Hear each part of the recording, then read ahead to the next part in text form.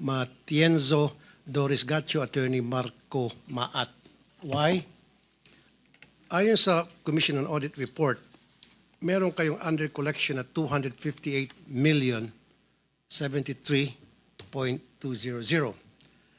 Kasi before May 12, 2022, bago maipasa yung RA 11711, ang kinokolekta ninyo bilang license fee sa mga contractors na nag-apply sa inyo ay 100 pesos lang. Tama.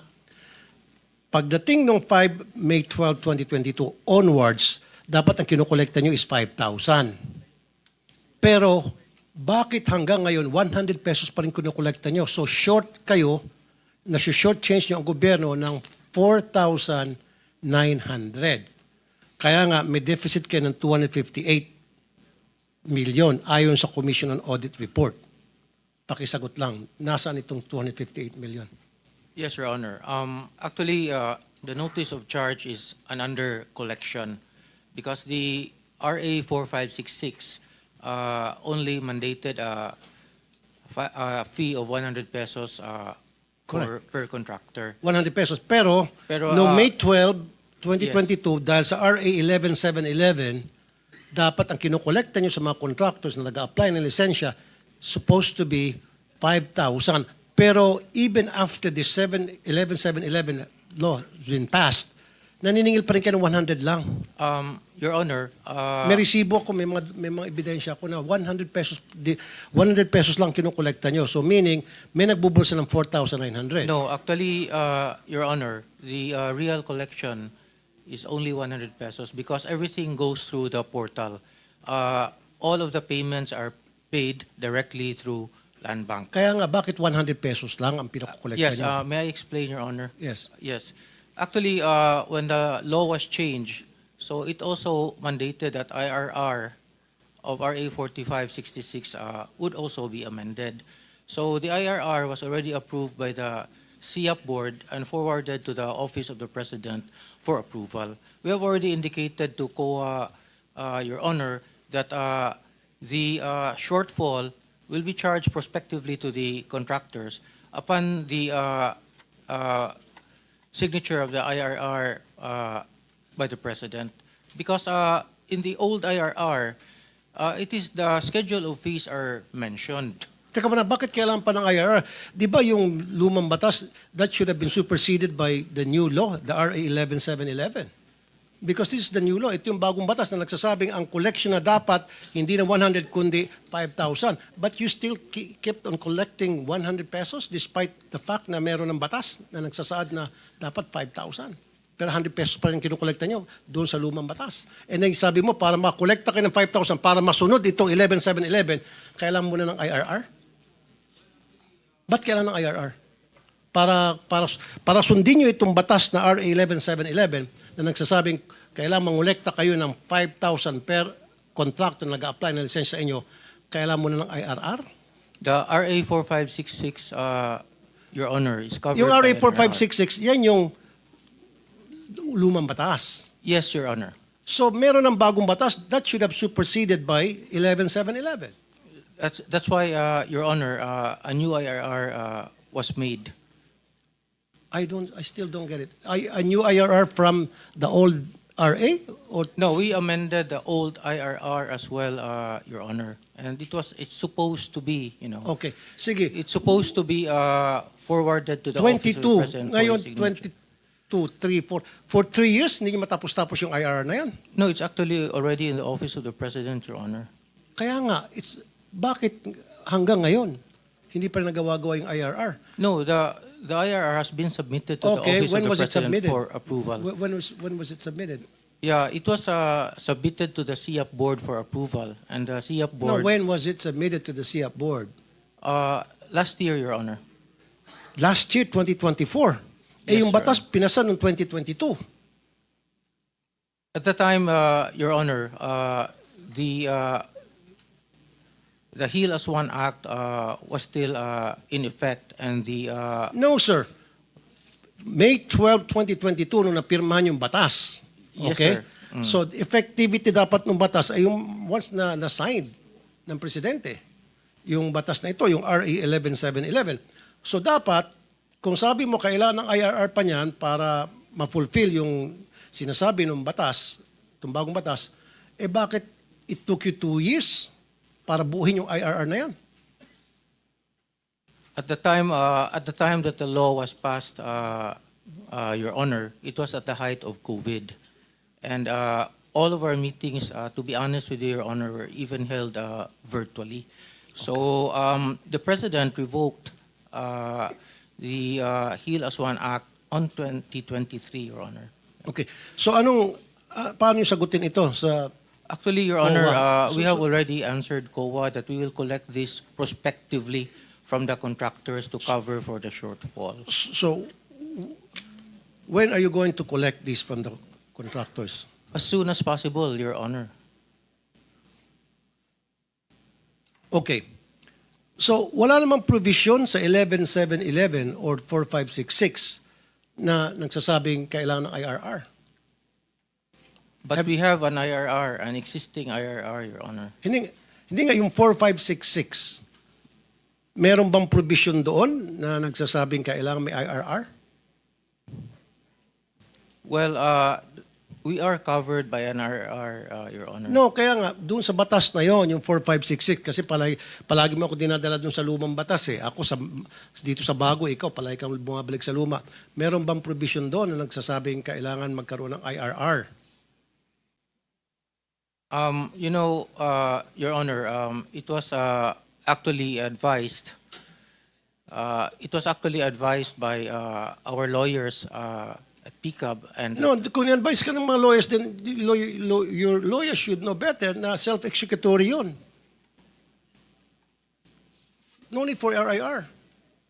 well, we passed an IRR, Your Honor. No, which was- sir. Wala nga doon sa provision na kailangan ng IRR. Self-executory yun. So therefore, you could have just executed it na kolektahin na kung ano nakasaad sa batas ng 11711 na dapat 5,000. Binabalikan niyo palaging luma eh. And then you have to come up with an IRR and submit to the President and wait until now para tapos kolekta kayo ng kolekta ng 100 pesos. E di tablahin na natin itong batas na ito, itong 11711 dahil para sa inyo, inutil pala to. Kailan pa Your muna ng IRR at kailan pirmahan pa ni Presidente yung IRR para maipatupad itong 11711. Is that what you're saying? Well, that was what we were told, Your Honor. Dito that, ba sa 11711, did it say there na kailangan magkaroon ng IRR bago ma-implement yung 5,000 pesos na kukolektahin sa bawat contractor nag-apply ng lisensya? Meron bang provision doon? Well, it just says... No, tanong ko lang, meron ba? No, Your Honor. Kung walang IRR nakalagay doon, then self-executory yun. Execute agad. Ano ka nag-antay kapag puti ng uwak? No, of course not, Your Honor. That's Kaya nga, why- di ba sabi mo, lawyers, ako hindi ako abogado. Tinatanong ko lang sa'yo, simple question should be answered by a simple answer. Wala sa provision ng 4566, kasi doon ka palagi bumabalik eh. Even sa 11711, na kailangan magkaroon ng IRR bago ipatupad itong koleksyon na 5,000. Wala eh. Balikan mo, tingnan mo. Tapos kayo, kolekta pa rin ng kolekta ng 100 pesos. That's why, Your Honor, we are going to collect the shortfall. So prospectively inaamin to mo, the contract. nagkamali kayo. Sinadya nyo yun o nagkamali lang kayo? Your Honor, of course not, Your Honor, na sasadya yun, Your Honor. Maybe there is an error from the lawyers of PCAB and CIAP in interpreting. So ibig sabihin, the law. bobo yung mga lawyers ninyo. Sigurado. Kung lawyer siya, di alam niya. He should know better na, wala sa provision dito na kailangan magkaroon ng IRR. Kailangan i-execute na natin ito. Kolektahin natin 5,000, alisin na natin 100. 5,000 dapat from here on. Pero sabi ng lawyers mo, sabi mo, nagkamaling lawyers ninyo. Bobo yung mga lawyers nyo, sibakin yung mga yon. Ba't ka kukuha ng mga lawyers kung mga bobo rin lang? I'm sorry, Your Honor, but we have a solution already, Your Honor, to, And what is the solution, sir? to actually collect it. What is the solution, sir? To collect it prospectively from the contractors. So, kukolektahin nyo, babalikan nyo. Yung Yes, mga Your Honor. contractors. So, meron kayong records na mga yun. Of course, Your Honor. Okay. 258 million pesos ang kukolektahin nyo. Yes, Your Honor. Sinabi niyo na yan sa Commission on Audit. O dapat lang, isubmit mo siguro dito sa committee na ito kung kailan nyo kukolektahin yon at kung nakolekta na, isubmit nyo sa committee na ito. We will do so, Your Honor. We will certainly do so, Your Honor. That's all, Mr. Chair. Thank you, Mr. Chair. Thank you, Your Honor. Mr. Chair? Yes, Senator JB. Yes, Mr. Chair. Siguro, tapusin natin. I would like to center no, on doon po sa modus para po malaman natin, since this is an investigation, on the two notorious districts offices. No? Yan po yung Bulacan, tsaka po yung Mindoro. I'd like to take advantage of the presence of Governor Dolor who is here. Siguro para makaalis na rin po kayo. Kanina po binanggit na ni Mr. Diskaya yung pong mga benefactors o yung mga proponents supposedly. Since doon po sa inyong probinsya, ang kanila pong kumpanya ay second biggest contractor, no? Mukhang SunWest, tapos sila po. For the record lang, Gov, meron po ba kayong natanggap doon sa mga, marami silang binibigyan, ano sila galante. Kayo po ba may natanggap, pati sa local government, sa dami ng kanilang proyekto sa inyong probinsya? May natanggap pong project, kaya lang manananggal at saka ghost. Hindi nyo rin alam yung mga proyekto? Wala po, yun nga po yung sinasabi ko kanina sana na nagdi-discuss si Secretary Mina. The problem is when the DPWH advertised the list of projects, nakalagay po doon, walang DED at saka wala pong PAO. While it is not mandatory for the posting, but it is encouraged by no less than the policies of GPPBI 9184 as amended. The problem is, while it's encouraged, it's not obliged. Kaya po hindi namin ma-monitor and only now namin nakikita. May pie chart nga po ako, Mr. Chair. Yung pie chart po namin, makikita nyo kung sino yung mga contractor na nananagana with a multi-billion contracts. 2024 po, yung St. Timothy, tsaka po yung Elite, yun po nakakuha ng pangalawa sa may pinakamalaki. Well, wala, Mr. Chair, maraming salamat kay Gov. Bonso sa inyong pagdala sa committee to doon sa mga revelations sa nangyayari sa inyong probinsya. Balik ako na, Mr. Chair, with your permission, yung pong kanina kay Engineer Alcantara tayo at kay Bryce Hernandez. Kasi ang sabi ni Bryce Hernandez kanina, pumupunta lang siya sa casino kapag sinasama siya ng boss niya. No? Yan ang sinabi mo kanina. Confirm ko lang kay Henry, totoo ba na ikaw lang ang nagdadala sa kanila? Kaya po sila nagpupunta ng casino? No, Your Honor. Pero yung hindi yung sinabi ko kanina, gaano kadalas kayong pumupunta? Hindi totoo ba yung 10 a.m., yung 2 p.m. onwards, nandun na kayo, yung grupo nyo? Hindi ko po ma-recall na may ganun time, Your Honor, pero ako po, normally po, umalis po ako ng office mga 4:30 to 5 po, Your Honor. So, tinatanggi nyo po yung sinasabi ni Bryce na pumupunta na siya ng casino kapag hinahatak. Yes, Your Honor. Bryce, di ba sinabi mo kanina na pumupunta? So, hindi ka pumupunta ng casino na wala si DE? Yes, Your Honor. Anyway, Mr. Chair, tignan na natin kung sino nagsasabi ng katotohanan. Gusto ko nang puntarin yung modus, no? Bulacan 1st District Engineering Office, headed previously by Alcantara, leads in terms of both highest number and cost of flood control projects, 450 projects, amounting to 28.9 billion. Para kung sa kalaman natin makabayan, maaari po yung detalye yung proseso, pag-identify, pag-approve at pag-release ng budget sa mga proyekto sa district ninyo. Ano po ang kinalaman ninyo bilang district engineer sa bawat proseso? Yung briefly lang po, para malaman lang. Normally po, nagsisimula po yan sa wishlist. Yun po yung sa mga stakeholders. Then sinasubmit po namin sa regional office po. After po nun, hindi na po namin nalalaman kung ano po ang lalabas sa NEP. Until such time po na we're just waiting for GAA. Pag lumabas po ng GAA, doon na po magsisimula yung pagpaprogram at pagpa-procure po ng lahat po ng mga project, Your Honor. So, may ano lang po ako katanungan. Bago po pag-reach ng budget, kailangan mag-accomplish yung certificate of completion ng project, no? Tama po. Sabi po ninyo, nung nakarang hearing, pinagbabatayan nyo lamang ang presumed regularity.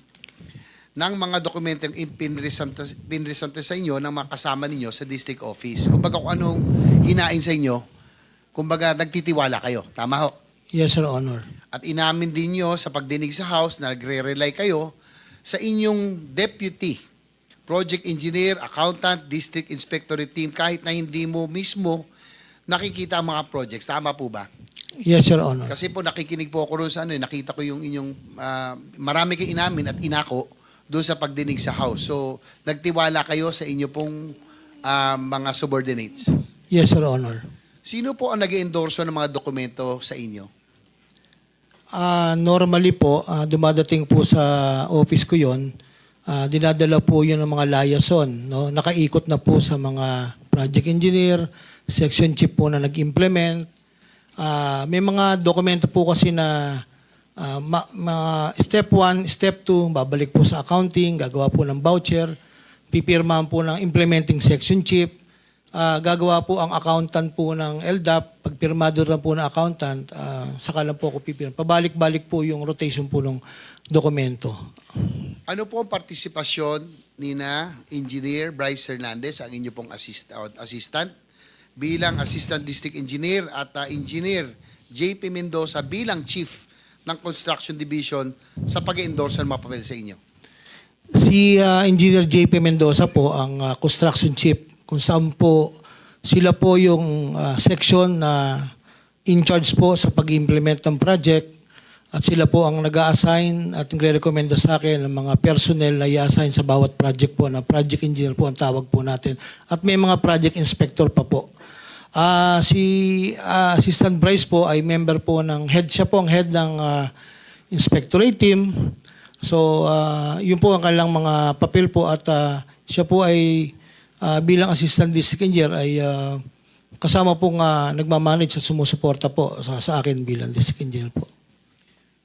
Totoo po ba na doon po sa inyong office, doon sa inyong district office, may in-house contracting? No? Kaya nga po dito, nandito yung ibang contractor dito, kaya nagkaroon daw po ng ghost projects, kadalasan hinihiram ninyo ang lisensya ng mga contractor.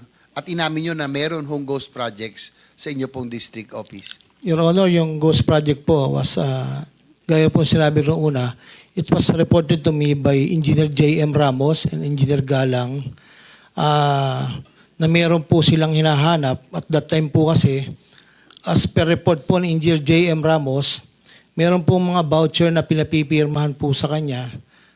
Sila Engineer Bryce po, na hindi na po ako ang DE noon, sila na po ang DE at that time, ay nag-refuse po siya. At that time po ay sila po ay nag-report sa akin. Yun nga po yung binabanggit ko na pinatawag ko po sila lahat noong August 3 at 7:30 p.m. po doon po sa office po.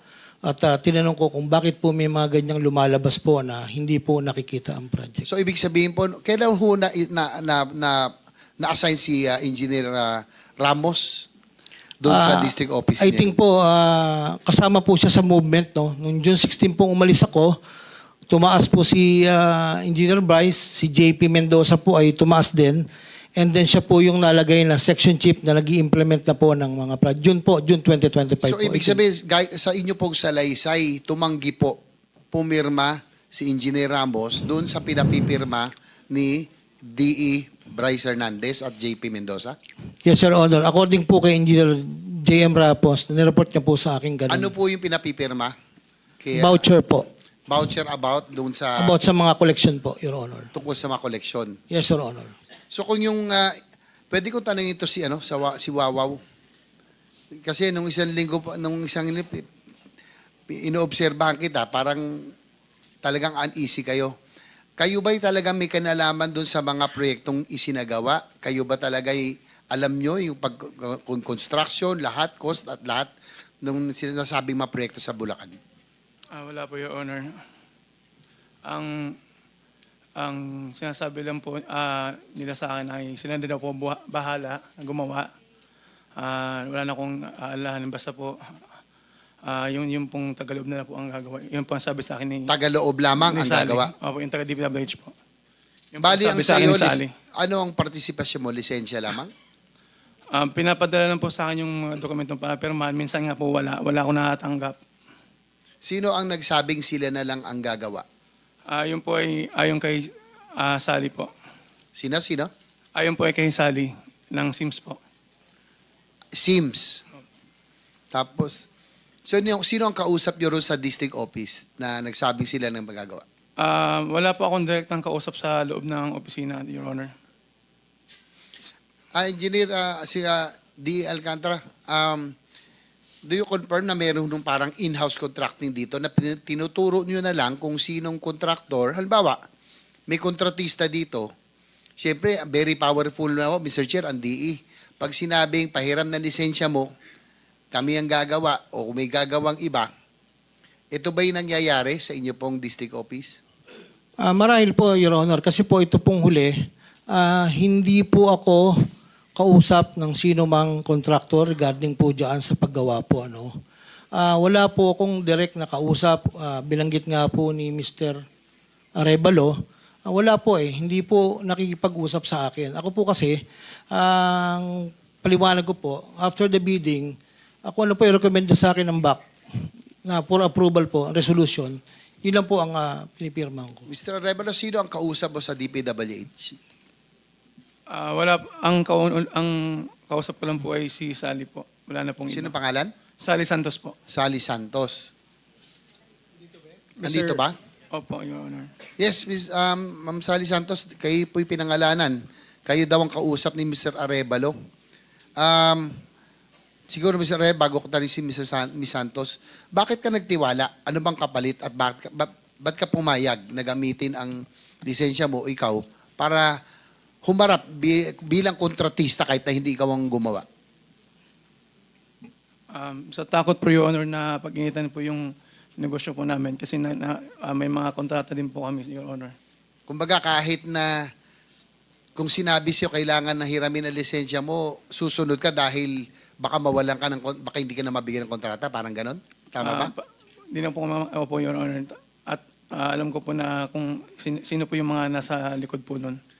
Ma'am Sally Santos, totoo ba na merong hong in-house contracting sa district office at kayo na lang po ang pumipili kung anong lisensya, kung sinong contractor ang inyong gagamitin bilang haharap on paper doon sa mga proyekto?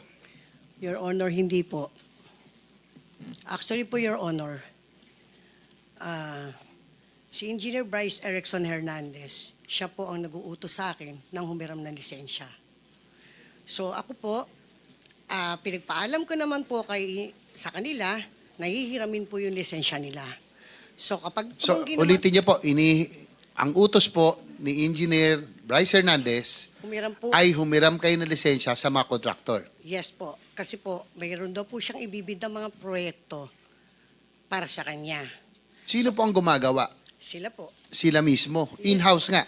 Sila po mismo, Your Honor. So itong siguro bago balik Mr. Chair, alam ko sumobra na pero andito na rin tayo, matutumbok na natin. Former D. Alcantara, umamin kayo na may ghost projects kayo doon sa Bulacan, na nakalusot. Tingin nyo ilang porsyento yung ghost? Yung sinabi ko nung isang linggo, may pampamilya kayo at may pang sports. Ilan po yung pang sports na proyekto? Actually, Your Honor, to be honest, wala pong exact number po sa ngayon. Kasi po, hindi na po ako nakakausap ng mga tao ko po doon. At yung iba po ay suspendido na rin po. I just relay po nung unang report sa akin na mayroon po mangilan-ngilan at unti-unti pong nadidiscover po ito. Actually, I don't even know the location, the title, the amount po, Your Honor. So lahat pinagkatiwala mo kay Engineer Bryce at kay JP Mendoza. So sila talaga ang may alam ng modus dito sa district office nyo? Nagtiwala kayo ng gano'ng tiwala nyo? Tingin ko po, Your Honor, nagtiwala po ako sa kanila because I'm not even a member of the BAC. Basta po nirekomenda ng BAC po sa akin, pimipirma po ako because it's a resolution. Actually, may dagdag ko lang po, para po malaman natin ang katotohanan, may mga project engineer naman po na naka-assign dito na pwede po nating tanong pa, bakit po nakapirma ang project engineer, ang section chief, nang wala po talaga yung project? Yun lang po, Your Honor. Salamat po. Ma'am Sally, magtuloy na rin po tayo. Yes po. So, pag inutusan ka ni Engineer Bryce, nila JP Mendoza, gumamit ng, humanap ng kontraktor, gamitin yung lisensya nila. Para Yes po, po. ano po yung mga proyektong kanilang ginagawa? Itong mga tinatawag na flood control at yung mga ghost projects, kabilang ba ito rin sa yung mga binanggit? Yes po, Your Honor. Almost flood control po siya lahat. Flood control lahat? Yes po. Mga ilan po yung may idea kayo kung ilang porsyente? Narinig mo ba yung pang pamilya at pang sports? Actually po, kailan ko lang po narinig kay D.E. Henry na meron pong ganun. Yung papamilya, Mr. Chair, sabi ko nga, ito yung totoong proyekto na merong ginawa. Yung pang sports, ito yung walang proyekto totally. Talagang kinukuha.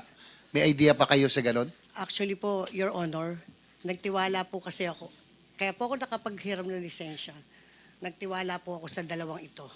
Nagagawin po nila yung proyekto. Sino yung dalawa? Si Engineer Bryce Erickson po at si JP Mendoza. So sila po talaga nagpapalakad. Yes po, Your Honor. Lahat Yung po modus yun. doon, Yes po, Your Honor. sila nagsasabi kung sino magiging kontraktor, Yes po, Your kung Honor. sino yung ihiraman ng lisensya. Yes po. So, maaring gawin yung proyekto o maaring walang proyekto.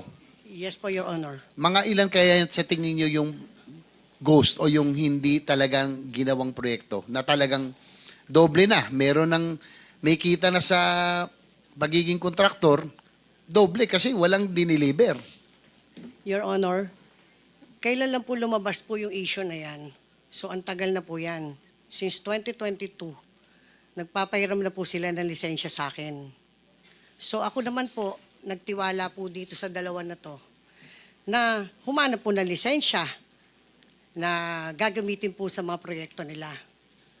Iisipin ko po ba na isa pong opisyal ng DPWH na nire-respeto ay gagawa po ng ghost project?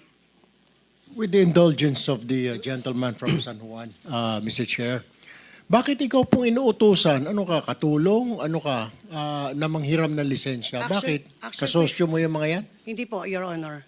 Ano? Isa rin po akong contractor, Your Honor. Kaya nga, So, bakit bali po- ikaw? Bakit hindi pa sa dumiretso si Bryce at saka yung Opo. isa doon kay Wawaw?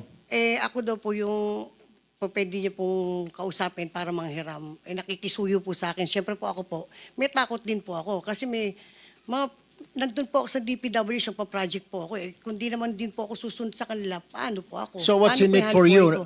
Kaya mo ginagawa yung sinusunod yung utos nila kasi natatakot ka, baka hindi ka na makakuha ng proyekto, ganun ba? Yes, Your Honor. Ito na, sige pa. Tapusin ko na pa. Engineer Bryce, totoo ba na merong, nakanina banggit may Lamborghini Urus ka? Ang balita, meron ka rin Lamborghini SVJ. Minsan daw, Ferrari ang iyong pinampapasok sa inyong opisina. Parang hindi ka parang hindi ka na tinatablan. Pumasok ka, naka-Ferrari at ewan ko lang kung totoo, i-confirm na lang ni D. Alcantara, sinaway mo raw siya dahil pumasok siya minsan naka-Ferrari. Totoo ba? About the Ferrari po, hindi ko po siya nakita personally. May mga chismis lang po at sinabihan ko po siya na hindi po tayo dapat ganyan po sa ating pamumuhay. Yun lang po, Your Honor. I'll be honest. Engineer Bryce, totoo ba na meron ka ma-Ferrari? Wala po, Your Honor. At yung sinasabi pong Ferrari, actually, nakita ko rin po yun sa opisina. Sobrang ganda nga po, pinicturan ko po yun eh. Kanino kaya yon? Upon checking kasi, alam ko, rin po ako na baka matanong niyo po. Bukal po ng Bulacan ng may-ari, si Honorable Willie Villarica po. Hindi man. Anyway, nakikita kasi ba picture mo? Last na lang, Mr. Chair. Mahilig din kay Cirilo. No? Si DE, nakapatek Philip. Yes, Your Honor. Kayo po, may patek din kayo. Meron po, Your Honor. RM, meron kayo. RM. Your Honor, to be honest, Huwag nyo na ginagamit yung to be honest. hindi po. Meron nga, po ako eh. pero hindi, lang po, yung copy lang po. Ha? Copy. Ano ba yung RM? Richard Mill po. Kala ko rin na magnanakaw eh. Ano? Miss Sally Santos, tinatanong ni Senator JB, merong pampamilya, merong pang-sports.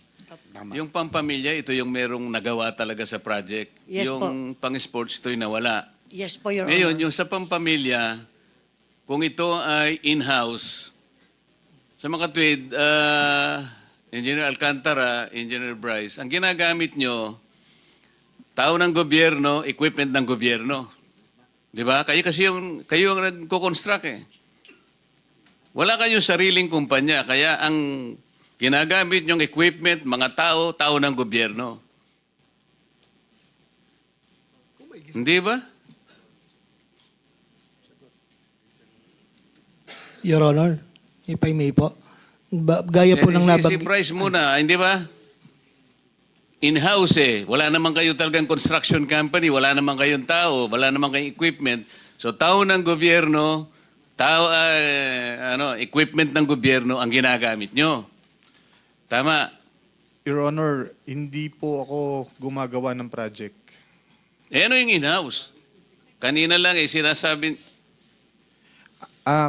Kagaya po nung nasabi ko po, pag po si SYMS nagdala po ng pera kay DE po, sa akin lang po nilalagay dahil po nasa taas yung kwarto ko, wala pong pumupunta doon. oh, hindi ba? May sasabihin ka? gusto ko pong Your Honor, Pero yung sinasabi mo kaninang argumento mo, pirma ka lang ng pirma. Yes ang po. mga tao mo lang gumagawa. Yes po, Your Honor. Sinong maniniwala sa iyo na ganun? Ikaw ang district engineer. Ibig mo sabihin, hindi mo man lang naisip, sa kadulo-dulo ng isip mo na dapat paminsan-minsan tinitingnan mo yung project? Your Honor, Pirma ka lang ng pirma? May mga actually Hindi, po, tinatanong kita, maniniwala ba kami na ang isang katulad mo na responsableng opisyal ng gobyerno, papirma-pirma ka lang, hindi mo man lang tiningnan ni minsan? Sige nga, paano mo kayo mapapaniwala na ang gawain ng isang responsable, kung talaga responsable kang district engineer, hanggang dun lang? Bakit kinuha ka pa ng DPWH kung ganun lang pala? Hanggang dun lang pala ang kaya mong gawin. Your Honor, every Monday po, tinatanong ko po ang section chief. Hindi nga tanong ang gagawin mo, titingnan mo rin para sa ganon ay matukoy mo kung talagang may nangyayari sa project. Ngayon ang katwiran mo eh. Ay pinamahala ko po sa lahat ng mga tao ko eh. Sino kaya? Sinong tao ang maniniwala sa ganong klaseng pangatwiran? Yung sagutin mo. Your Honor, yun po kasi yung protocol po ng mga sistema po. Yun ba yung protocol, Yusek Kati? Opo. Yun ba?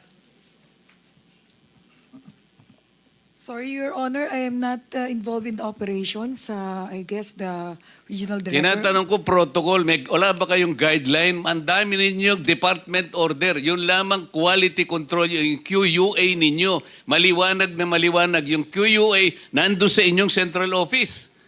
Yun ay hindi makakawala sa responsibilidad. Titingnan nyo, susuyurin ninyo, hihimayin nyo yung project. Kaya tinatanong ko, yun ba yung protocol? Tapos sasagutin mo hindi ka kasali rito? Yun ba yung protocol?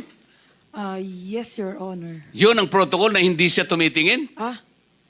Kailangan, Sabi niya kanina, pinamahala niya sa mga tao niya, basta siya nandun lang pirma ng pirma. Is responsibility- that the protocol? Hindi po, Your Honor. Ha? Hindi po, Your Honor. O yun. Salamat. Mr. Chair? Meron kang itatanong. Meron na lang po tayo kasing halos sa isang oras, kaya maximize natin. Nandito si Yusek Kati kasi. Mr. Chair, just to continue yung mga tanong ni Senator JV. Tinitignan ko ho kasi news reports. May lumabas na news report on August 20 sa Privilege Pitching Center, Lacson, ang contractor Wawaw Builders, ang amount 77 million, construction of riverbank protection in Malolo City. Another news report lumabas rin, galing rin kay Senator Lacson. Wawaw Builders ulit ang gumawa, 77 million, riverbank protection structure in Barangay Iba, Hagonoy.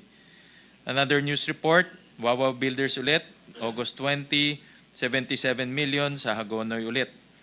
And then meron another news report, September 4, Wawaw Builders, 96 million sa Plaridel, Bulacan. Lahat ho to ay ghost projects according to Senator Lacson. No? Ito yung galing sa kanyang privilege speech. Have this been verified to The to be last ghost pala, projects. sorry, on September 4, ito po yung inspection ni Secretary Vince Dizon sa flood control project in Barangay Sipat, Plaridel, Bulacan. No, so, in case Secretary Dizon is validated, he personally went there. So, Mr. Arevalo, on record kayo po ang nakapangalan dito. At nabanggit ng ating Pangulo yung economic sabotage.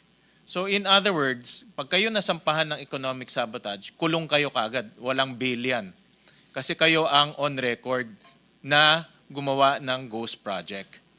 Ngayon, ang tanong ko ho sa inyo, itong mga ghost project na ito, obviously ghost kasi nabayaran ho kayo. Natanggap nyo ba yung pera na nakuha ninyo? Ito po yung mga project na yun sa pilitan pong hiniram sa amin, Your Honor. Ito lang pong ang mga bayan tayo pumasok lang po sa account namin. Tapos po agad din pong itinatransfer sa account ni Sally. Parang dumadaan lang po.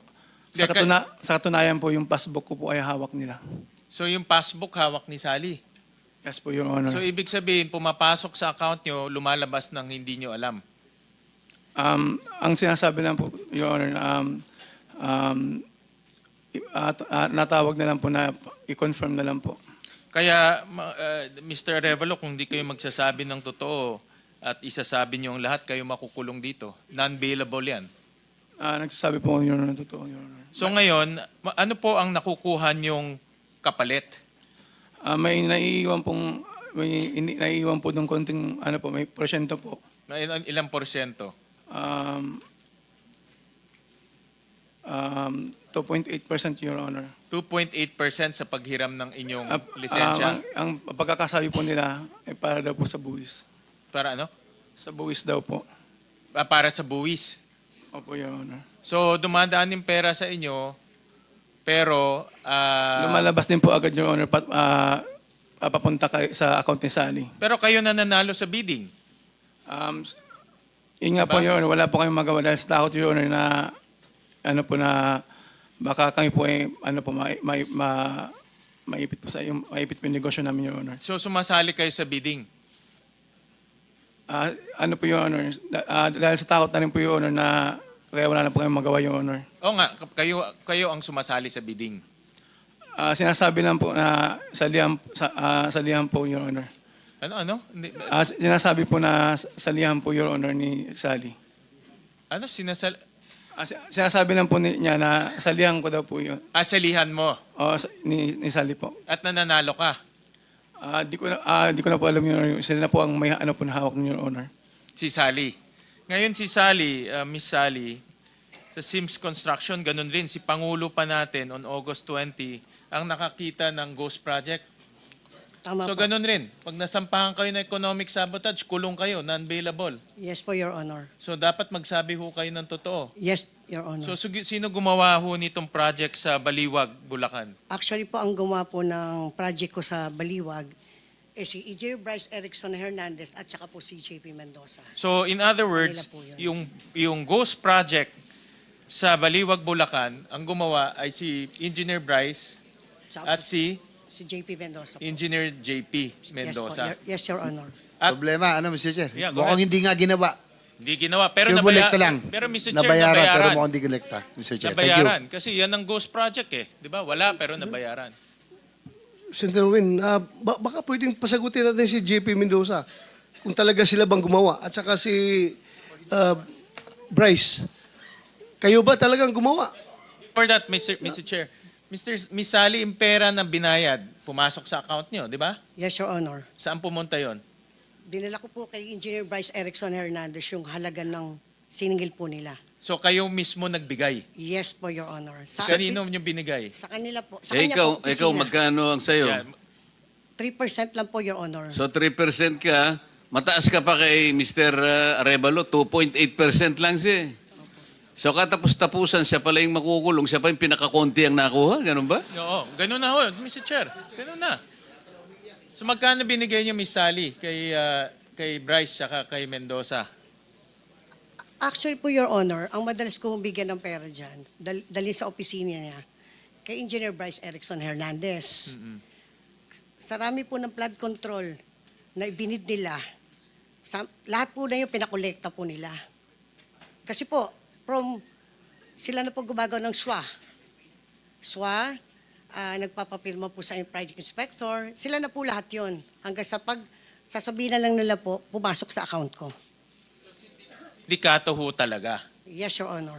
ang gumagawa nito kasi sila rin ang tumatanggap ng project para ma-process yung payment at ibinigay nyo personally sa kanya. Yes, Your Honor.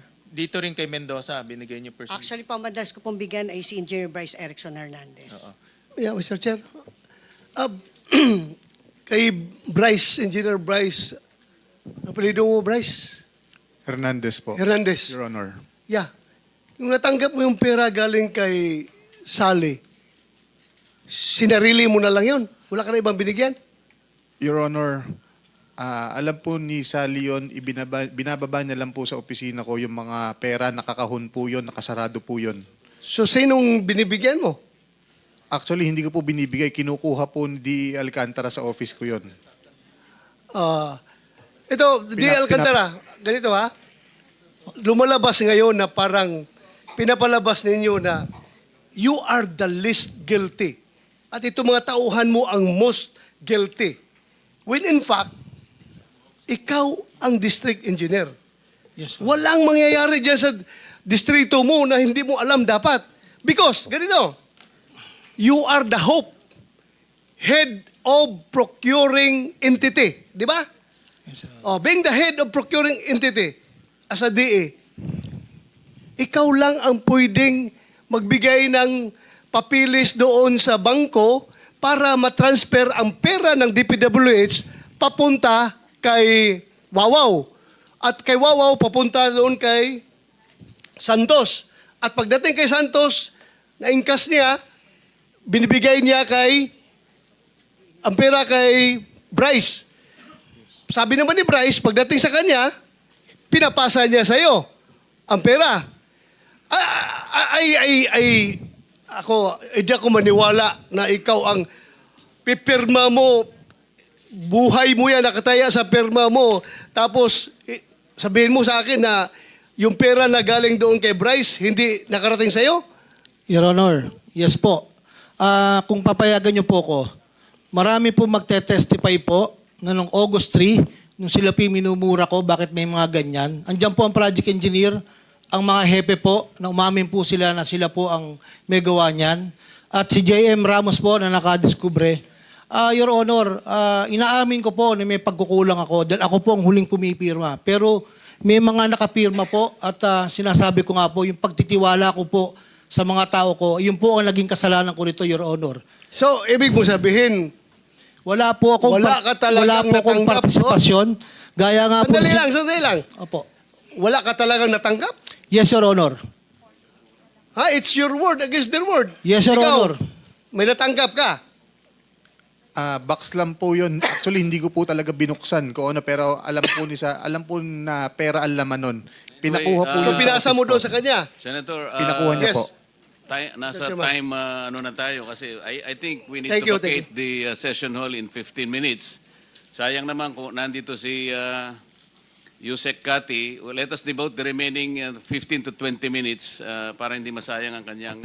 we have established that already between Alcantara and Bryce and Santos and Mendoza and Arevalo. Maliwanag na maliwanag pa yan sa sikat ng araw po.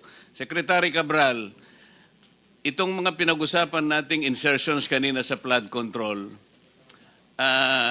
kanino mapupunta yon? Alam mo ba kung kaninong probinsya at district mapupunta yon?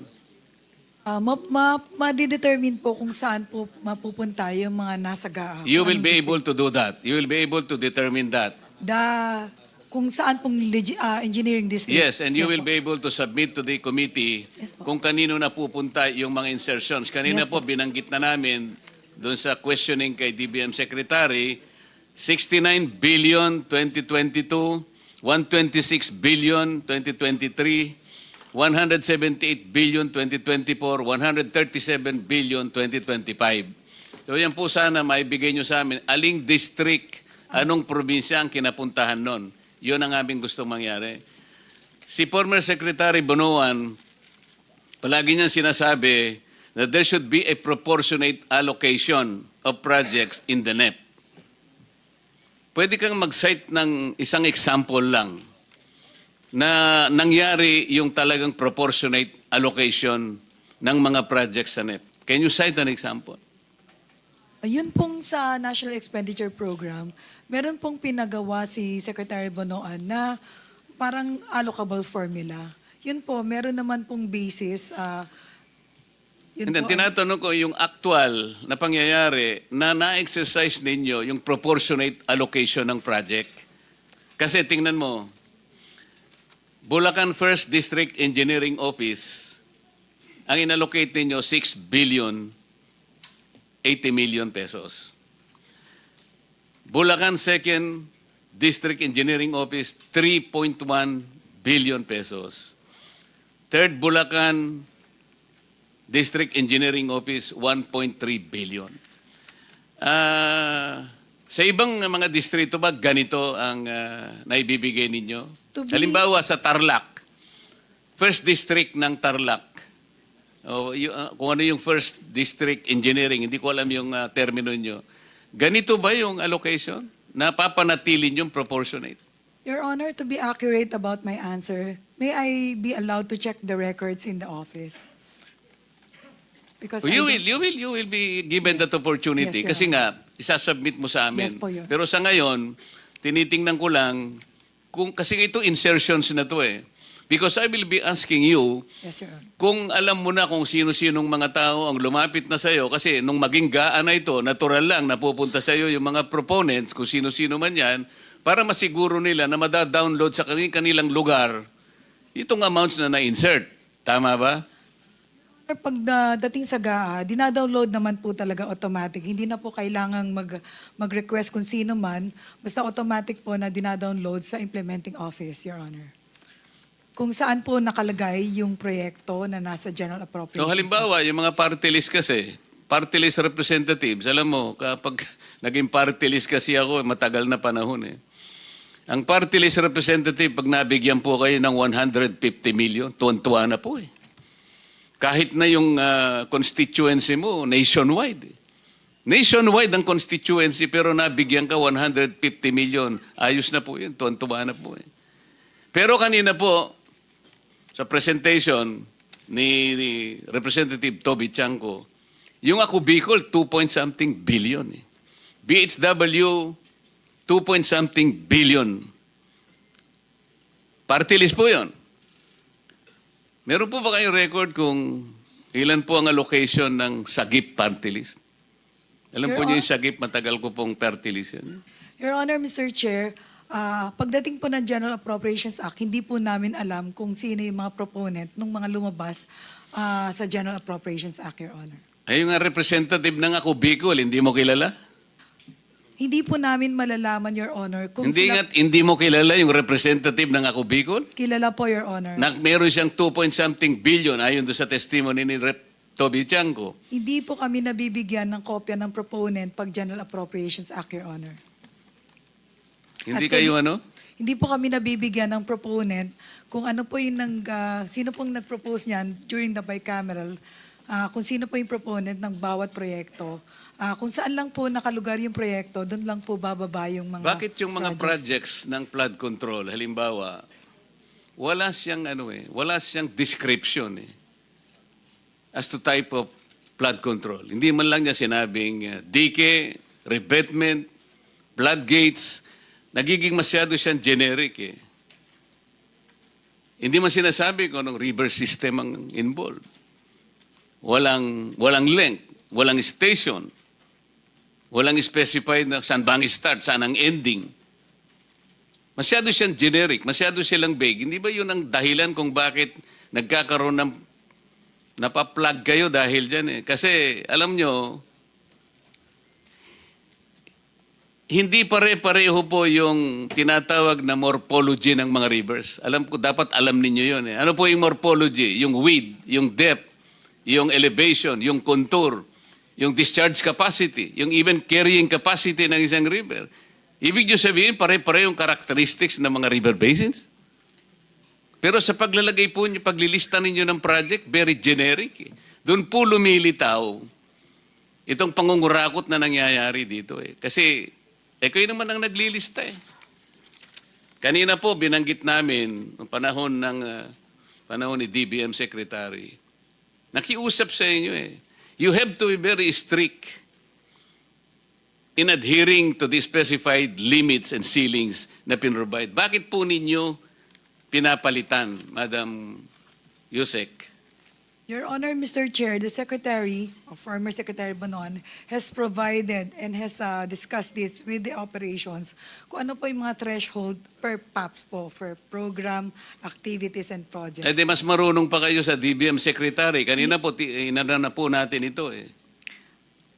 Fiscal year 2023, yung approved ceiling ng DBM, 75 billion. Ang ginawa po ninyo, pinalitan nyo ng 70 billion, tinanggalan nyo ng 5 billion. 2024, ang sabi ng DBM, ang ceiling, 96, ito po, flagship projects ito. Ito po yung foreign assisted projects. 97.7, 2024, ginawa nyo yung 70. Inalis nyo yung 27 billion. 2025, sabi ng DBM, ang ceiling, 66 billion, kaya nyo lang ginawang 70 dahil nag-complain nga ang Pangulo eh. Siniro nyo kasi sa GAA ang lahat ng flagship projects ng Pangulo. Can you imagine that? Pati flagship projects ng Pangulo, siniro po ninyo, nasa record to eh. Pero bumalik na naman kayo, 2026, sabi ng DBM, 167 ang ceiling, foreign assisted projects, ginawa nyo na namang 100, tinanggal nyo na naman ang 67 billion. Bakit ninyo ginagawa ito? I will reiterate, Your Honor, the threshold for PAPs or program activities and projects has always been discussed by Secretary Bonoan to the Undersecretary in charge and has considered the absorptive capacity. Hindi po ang department ang nag-zero dun sa foreign assisted po. It was the result of the General Appropriations Act. Yusek Kati, narinig mo ang sinabi ni Secretary Pangandaman kanina. Kapag ka pinalitan ninyo yung ceilings na ibinanggit nila o nilagay nila sa NEP, magkakaroon ng negative effect eh. Nagge-generate meron siyang parang sinasabi na fees na babayaran. Bukod sa nai-slow down o kaya nag-i-incur ng cost overrun ng projects. Bukod pa dun sa nawawala yung tiwala sa atin ng ating mga bilateral and multilateral partners. Kanya sinulatan 2023 pa, sabi niya, please observe strict adherence to the ceilings na ginagawa namin. Pero kayo mismo, binabago ninyo eh. Kasi nga, tingnan mo itong nangyari. Itong operations, ito po kasama ng PAP ito. Operations, 2023. Itong ginawa mo ay inalisan mo ng 604 billion ang operation.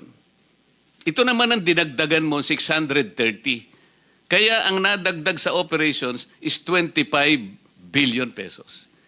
Bakit mo siya dadagdagan pero babawasan mo yung FAP? Alam mo, ito yung pinaka-problema eh. Itong nakikita namin, itong pagdagdag mo ng operations by 25 billion, dito na pupunta doon sa sinasabi nating convergence eh. Ito yung conversion nyo. Meron kayong SSP, Special Support Program. Hindi ko maintindihan kung ano ibig sabihin ito. Meron kayong SIPAG. Ito yung Sustainable Infrastructure Project Alleviating Gaps, kung ano man ang gusto nyo sabihin. Hindi ko alam kung anong na-alleviate ninyo. Ang maraming na-alleviate dito, mga bulsa ng mga kung sino-sino na ngayon ay nagtatapat na sa atin. Meron pa kayong 002. Outcome of Operations 001. Ito yung mga roads and bridges. 002, ito po yung flood control na napakarami. Alam po nyo, sa listahan namin na 60 na potential ghost projects, kalahati nun, 002. Flood control projects. Sa makatwid, merong direct correlation yung pagdadagdag mo sa operation at pagbawas do sa flagship projects. Malaking problema ito, Yusek. Kaya namin pinopoint out ito. You want to say something? Your Honor, maybe Secretary Bonoan can enlighten us on the threshold that he provides for example, for foreign assisted projects and other programs, activities, and projects of the department. Huwag ka mag-alala, ipatatawag namin siya. But kayo po yung unang ano rito, kasi kayo po yung USEC sa planning service. Kayo ang PPP at ngayon, pati po yung mga applications, pati lahat ng mga software nasa inyo na. Meron kayong IMS, meron kayong PCMA, meron kayong MYPS, nasa inyo pa yung RBIA, nasa inyo pa yung Highway Density Management 4. Madam Yusek, napakalaki ng responsibilidad mo kung pag-uusapan, paglilista, pagsasaayos, pagmamanage ng mga project. Kaya wag mong isisisi lahat kay Secretary Bonoan sapagkat ikaw ang nandito. At babalikan kita, itong ipinangako niyong PCMA hanggang ngayon ay hindi namin natatanggap, hindi nyo na-install. Huwag ninyong gagamitin katwiran na kailangan meron kaming direct server o kaya kailangan mag-subscribe kami sa satellite. Hindi ko maintindihan yon because ang inyong project engineers, meron silang username, meron silang password. Bakit sila nagagamit nila using the internet? Sila ba merong lahat ay ano? Paano kayo magsasabi ng real time ngayon? Kayo pala hindi nakasubscribe sa satellite. Paano magkakaroon ng real time? Sabi ng inyong mga representatives, it is very costly. Kahit na very costly, kung yun ang kinakailangan para makita natin real time kung yung mga project na gagawa nyo, ba't hindi kayo gumastos? Gumagastos kayo sa ibang pamamaraan. Nasasalaula ang pera ng bayan, pero kayo ay inyong gumastos sa isang project na matutukoy natin real time. Hindi kami maniniwala na hindi nyo mai-install sa amin ngayon. Nangako ka eh. Sabi mo, dadalhin mo rito yung administrator ng PCMA. Wala na lang tayong time, Madam Secretary. Pati yung binigay mo na database sa Pangulo, yung MYPS, doon mo ibinase. May mali doon sapagkat hindi PCMA ang binigay mo. Ang binigay mo, MYPS. I will substantiate that. Because later, kung meron pang pagkakataon na magkaroon pa ng susunod na pagdinig, ipakikita ko sa iyo yung discrepancy ng mga coordinates. Kaya, iminali mo rin yung sumbong sa Pangulo. Marami yon. So, hanggang doon na muna sapagkat tayo po ay kailangang umalis dito ng Mr. Chair, I asked the permission of the Senate President. If Okay, Senator Jinggoy. If we can just extend our hearing up to 2:45, and he readily obliged, allowed us to. So, nakakuha na tayo ng approval, Senator? We can stay up to 2:45. 2:45? Yes. Okay. Thank you for that information. So, you want to say something? Your Honor, the director of the IMS is here. Maybe he can explain